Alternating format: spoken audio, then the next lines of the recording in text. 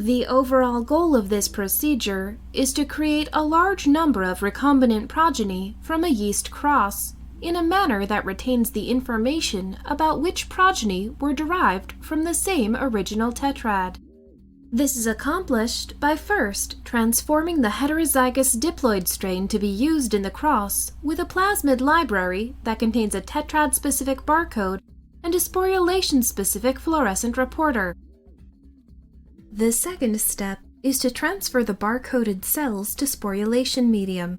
This allows tetrads to form and induces the expression of the GFP fluorescent reporter in tetrads, but not in cells that fail to sporulate. Next, a fax sorter separates the fluorescently labeled tetrads away from other cells and deposits them directly into an agar plate, where the outer coating of the tetrads is enzymatically digested.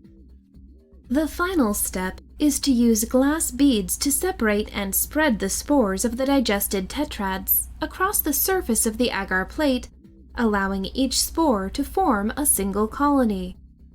Ultimately, the strains obtained using this method will be genotyped using a high-throughput multiplexed DNA sequencing protocol that will read the tetrad-specific barcode of each strain. The barcodes are then used to identify each of the 4 strains that resulted from a single meiotic event. The main advantage of this technique over existing methods, like manual tetrad dissection using a micromanipulator, is that one researcher can isolate several thousand recombinant progeny in just a few hours.